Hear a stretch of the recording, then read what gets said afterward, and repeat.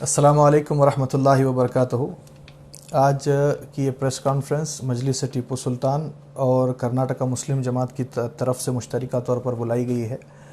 इस press conference की शुरुआत से पहले मैं अरविंद केजरीवाल के वो तारीख़ी जुमले दोहराना चाहता हूँ जब उन्होंने दिल्ली की चीफ़ मिनिस्टर की हैसियत से जब दूसरी मरतबा ओथ लिया तो मीडिया के एक सवाल के जवाब में अरविंद केजरीवाल ने कहा था कि मुसलमानों को किसी माइनॉरिटी लोन की ज़रूरत नहीं, मुसलमानों को किसी माइनॉरिटी ख़र्ज़ की ज़रूरत नहीं, स्कॉलरशिप की ज़रूरत नहीं। अगर उनका एक इदारा जिसे वक्फ बोर्ड कहते हैं अगर सही तरीके से चलाया गया तो मुसलमान ख़ुद कर्नाटका गवर्नमेंट को, मुसलमान ख़ुद स्टेट गवर्नमेंट्स को क़र्ज़ देने की कैपेसिटी में आ सकता है। ये अहमियत वक्फ बोर्ड की और वक्फ जायदादों की है। जैसे कि हैदराबाद कर्नाटक रीजन के अंदर हमारा गुलबर्गा एक ऐसा अहम ज़िला है जिसमें कई वक्फ जायदादें हैं, जिसके ताल्लुक़ से बात करने के लिए आज हम आपके पास आए हैं।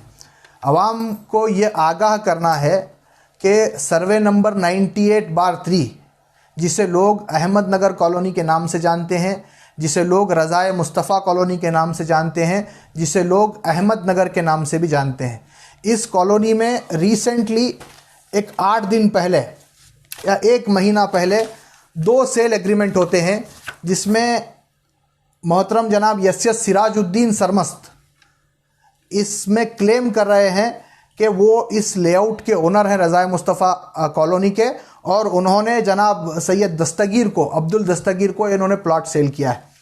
यहाँ पर अगर हम इस सेल डीड को उठाकर देखेंगे तो यहाँ पर इन्होंने लिखा है कि as per the mutation done by the tehsildar on dated 28/7/1995 ये इस लेआउट के ओनर हैं।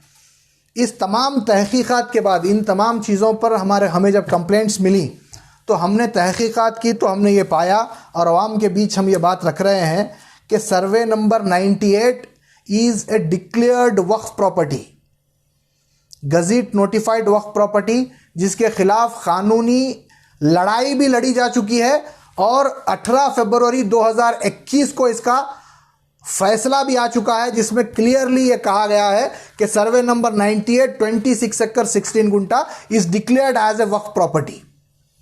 यहां पर जो सिराजुद्दीन सरमद साहब 1 फरवरी 2022 को सेल डीड करते हैं और कहते हैं कि ये प्रॉपर्टी मेरी है, तो मैं यहां पर अवाम उन्नास को ये बताना चाहता हूं कि ये 2011 से लेकर 2021-22 तक की ROR कॉपीज़ हैं, पानी हैं, जिसमें क्लियरली देखा जा सकता है कि कर्नाटका वक्फ बोर्ड दरगाह हज़रत अबू सईद जुनैदी, दी प्रॉपर्टी बिलोंग्स टू दरगाह हज़रत अबू सईद जुनैदी।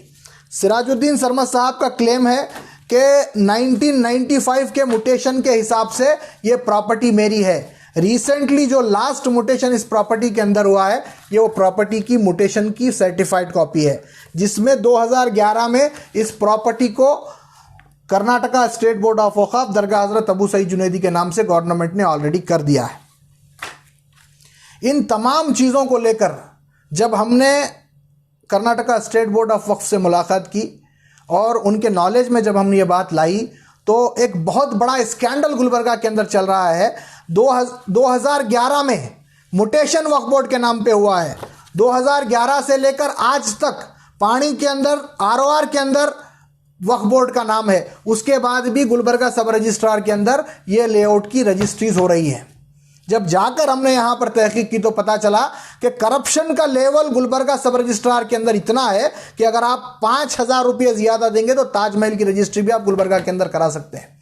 ये बहुत शर्म की बात है हमारे लिए। इसका डिप्टी कमिश्नर को एक्शन लेना चाहिए। 2011 के बाद जितनी रजिस्ट्रीज वक्फ प्रॉपर्टी जो डिक्लेयर्ड वक्फ प्रॉपर्टी हैं इन पर हुई है उनके खिलाफ कानूनी कार्रवाई की जानी चाहिए। इसके मेमोरेंडम के साथ जब हम डिप्टी कमिश्नर को रुजू हुए, मैं बहुत ही मशकूर हूँ डिप्टी कमिश्नर गुलबर्गा का। जब ये तमाम मामला हमने डिप्टी कमिश्नर के नॉलेज में लाया तो इमीडिएटली डिप्टी कमिश्नर ने वक्फ ऑफिसर को वहाँ पर बुलाकर वक्फ ऑफिसर साहब को इंस्ट्रक्ट किया कि इमीडिएट ये गैर कानूनी बोगस धंधे करने वालों के खिलाफ FIR लॉन्च की जाए।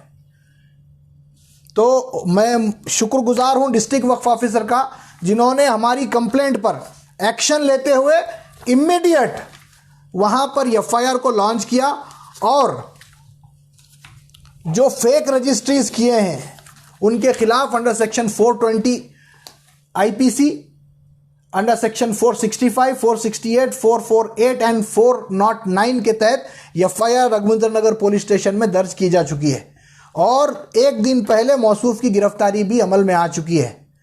यानी आज के बाद वक्फ बोर्ड की ज़मीनों को कब्जा करने वालों के खिलाफ मजलिस टीपू सुल्तान और कर्नाटका मुस्लिम जमात ने महाज खोला है और हम इस बात के बिल्कुल खिलाफ हैं कि कोई अपने रसूख का इस्तेमाल कर कर वक्फ जायदादों को हड़प रहा है। आप देख सकते हैं गुलबर्गा के कई ऐसे सफ़ेद पोश लोग हैं जो अपने सियासी क़ियादत का ऐलान करते हैं, समाजी कार्यकर्ता होने का ऐलान करते हैं, गुलबर्गा का रसूखदार आदमी होने का ऐलान करते हैं, लेकिन उनके खिलाफ वक्फ बोर्ड के अंदर कई केसेस चल रहे हैं और इन तमाम केसेस को मजलिस टीपू सुल्तान ओवरटेक करेगी। एक बड़ी टीम मजलिस टीपू सुल्तान की जानिब से एडवोकेट्स की, जिसमें एडवोकेट यनल मल्ली साहब हैं, एडवोकेट नईम साहब हैं, एडवोकेट नईम तिम्मापुरी साहब हैं, एडवोकेट जलालुल हक साहब हैं, बेंगलुरु के अंदर रशीदा मैडम हैं, एडवोकेट फातिमा ज़ोहरा हैं। ये तमाम एडवोकेट्स की एक टीम मजलिस टीपू सुल्तान की तरफ से लगी हुई है और हम इंशाअल्लाह हमें यह भी पता चला है कि और गुलबर्गा के अंदर कई वक्फ बोर्ड की ज़मीनों पर लेआउट्स बनाकर और इलीगल बगैर लेआउट्स बनाए के रजिस्ट्रीज के ऊपर प्लॉट्स तकसीम किए जा रहे हैं, बेचे जा रहे हैं। उन तमाम पर भी एफआईआर की कार्रवाई करते हुए उन्हें गिरफ्तारी कराने का काम मजलिस टीपू सुल्तान ने हाथ में लिया है। इसी सर्वे नंबर 98 के अतराफ और 2 सर्वे नंबर्स हैं जिनके खिलाफ बोर्ड से ऑलरेडी नोटिस इशू हो चुके हैं और आजकल में इंशाल्लाह उन पर भी एफआईआर्स होंगी, उनकी भी गिरफ्तारियां होंगी। मैं गुलबर्गा के तमाम सोशल वर्कर्स से और तमाम सियासी कायदीन से दिल की अमीर गहराइयों से अपील करता हूँ कि वक्फ बोर्ड की जायदादों का तहफ़्फ़ुज़ अगर हम कर रहे हैं तो हम मिल्लत के एक बहुत बड़े असासे का तहफ़्फ़ुज़ कर रहे हैं। वो तमाम सोशल वर्कर्स जो वक्फ की जायदादों के तहफ़्फ़ुज़ के लिए काम करना चाहते हैं, हमसे रुजू होइए। क़ानूनी कार्रवाई और लीगल सपोर्ट जितना भी आपको लगने वाला है, मजलिस टीपू सुल्तान उसको बेयर करने के लिए तैयार है। एक मजबूत टीम मजलिस टीपू सुल्तान की, कर्नाटका मुस्लिम जमात की हमारे साथ है। कर्नाटका स्टेट बोर्ड के जो नए चेयरमैन हैं, उन्होंने खुले अल्फाज में ये कहा है कि वक्फ के तहफ़्फ़ुज़ के लिए आप जो भी काम करेंगे हम आपका साथ देने के लिए तैयार हैं। इस मामले में डिप्टी कमिश्नर ने सिर्फ 10 मिनट के अंदर एफआईआर के लिए को हमारी कोशिश को कामयाब किया। सिर्फ 10 मिनट के अंदर ऑफिसर्स काम करने के लिए तैयार हैं, लेकिन यहां पर हो क्या रहा है, लोग एप्लीकेशन डाल रहे हैं, एप्लीकेशन डालकर छोड़ रहे हैं। ऐसे लोग हमें नहीं चाहिए जो लॉजिकल एंड तक मामले को लेके जाना चाहते हैं, जो लॉजिकल एंड तक मामले को पहुंचाना चाहते हैं, वो लोग हम तक आइए। हम तमाम मिलकर वक्फ की कई जायदादों को हम तहफ़्फ़ुज़ कर सकते हैं। कई गुलबर्गा के अंदर आज भी ऐसे लेआउट्स हैं जिनमें पानी में वो वक्फ बोर्ड का नाम है, जिसमें मुटेशन वक्फ बोर्ड के नाम पर है, लेकिन सब रजिस्ट्रार के अंदर उसकी रजिस्ट्रीज हो रही है। ये बहुत बड़ी फिक्र की बात है, इस पर तमाम को मुत्तहिद होकर आवाज़ उठानी चाहिए। मैं फिर से एक मरतबा गुलबर्गा की तमाम आवाम से अपील करता हूं कि प्रॉपर्टीज़ ख़रीदने से पहले एक मरतबा प्रॉपर्टीज़ की तहकीकात कर लीजिए, क्योंकि रेवेन्यू एक्ट के अंदर बर्डन ऑफ इन्वेस्टिगेशन परचेज़र के ऊपर है। जो प्लाट्स को परचेज कर रहे हैं, जो जगह को परचेज कर रहे हैं, burden of investigation of the record वहाँ पर परचेजर के ऊपर है। अगर एक मोबाइल भी ख़रीदा जा रहा है तो उसके खिलाफ उसके हक में तहकीक की जाती है। यहाँ पर लाखों रुपये की आप प्रॉपर्टीज़ को ख़रीद रहे हैं बिना किसी तहकीक किए। बड़ी बड़ी दाढ़ियाँ देखकर ये लोग हमें धोखा नहीं देंगे, आप लोग प्लॉट खरीद रहे हैं। आज 2 रजिस्ट्रीज़ के ऊपर सर्वे नंबर 98/3 जो अहमद रज़ा कॉलोनी, जो रज़ाए मुस्तफ़ा कॉलोनी है, उस रज़ाए मुस्तफ़ा कॉलोनी के 2 प्लॉट परचेज़र के ऊपर सेक्शन 52 के तहत वक्फ बोर्ड ने नोटिस को जारी किया है। इनके खिलाफ भी कानूनी कार्रवाइयाँ होंगी। कौन जिम्मेदार है? आप पैसे देकर प्लॉट्स खरीद रहे हैं, उसके बाद भी आप पर कानूनी कार्रवाइयाँ हो रही हैं, तो फ़ायदा क्या है प्लॉट खरीद कर? और सब में बड़ी चीज़, तहकीकात के दौरान जो हमें पता चला कि जो रजिस्ट्री के अंदर जो ये क्लेम कर रहे हैं कि this layout is approve by the Taj Sultanpur gram panchayat, और इस पंचायत के लेआउट को यहाँ पर सिराजुद्दीन सरमस्त की तरफ से लगाया जा रहा है। उस लेआउट के बारे में जब हमने तहकीक की, इस लेआउट को सिराजुद्दीन सरमस्त की जानिब से रजिस्ट्री इसके अंदर लगाया जा रहा है।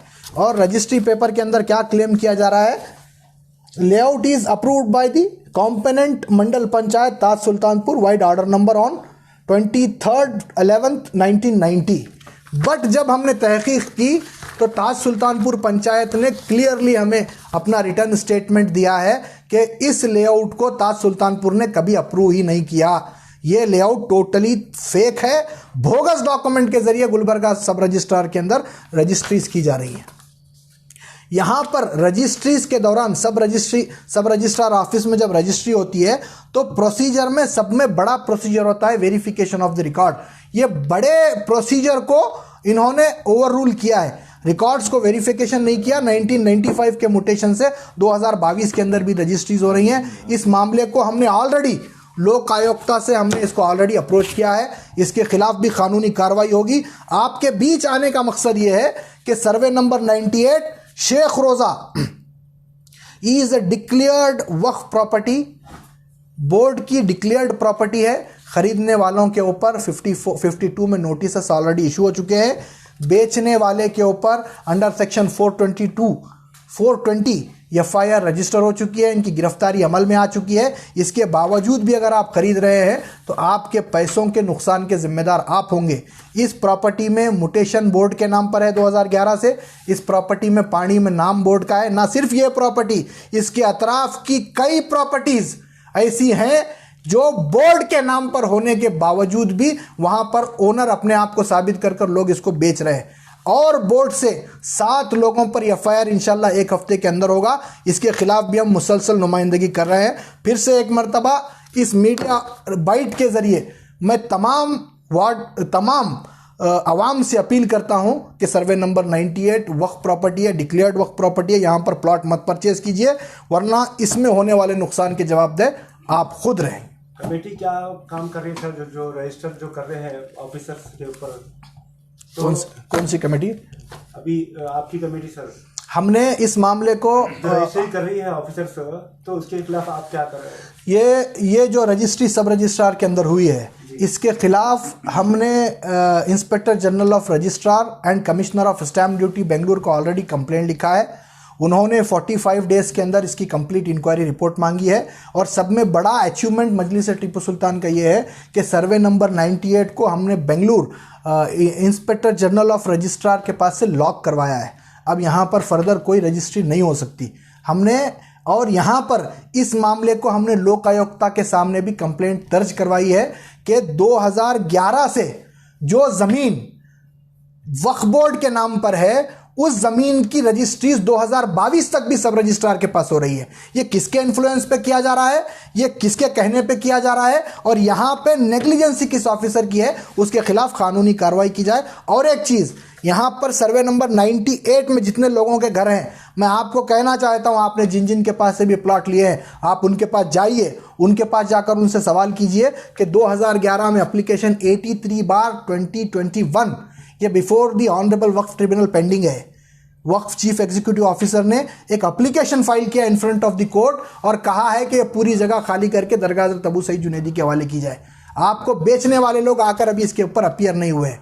ये आपने बिना तहकीक किए कि जो जगहें परचेज की हैं, इसका खामियाजा आगे चल के आपके औलाद को भुगतना पड़ सकता है, क्योंकि सुप्रीम कोर्ट का क्लियर वर्डिक्ट है, once a waqf always a waqf. Hindustan में सुप्रीम कोर्ट से कोई बड़ी अदालत नहीं, हिंदुस्तान में सुप्रीम कोर्ट से बड़ा किसी का फैसला नहीं। यहाँ पर एक मरतबा वर्डिक्ट दे दिया गया। और वक्फ बोर्ड एक ऑटोनॉमस बॉडी है, वक्फ बोर्ड एक ऑटोनॉमस बॉडी है, अगर चाहे तो कल यहाँ पर कब्जा ले सकती है। लेकिन अल्लाह का फजल ये है कि आज तक आपके घरों के दस्तक नहीं हुई। नोटिस सर्व हो रहे हैं और सर्वे नंबर 98 पर नोटिस इशू किए जा चुके हैं।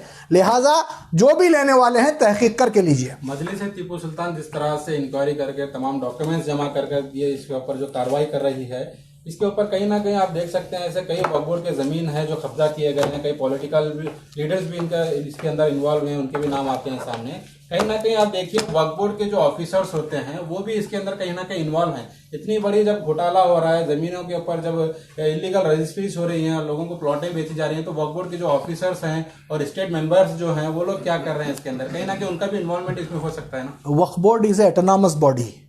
वक्फ बोर्ड में जिस तरीके से आप कह रहे हैं कि वक्फ बोर्ड के ऑफिसर्स की नेग्लिजेंसी की वजह से वक्फ की ज़मीनें महफूज नहीं हैं, तो यहाँ पर यह बात काबिल गौर है कि वक्फ बोर्ड का whole and sole caretaker district के अंदर डिप्टी कमिश्नर होता है।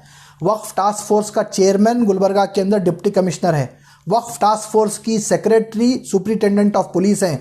रीजनल कमिश्नर, डिप्टी कमिश्नर और सुपरिटेंडेंट ऑफ पुलिस ये पेरेंट बॉडी के अंदर हैं वक्फ बोर्ड की।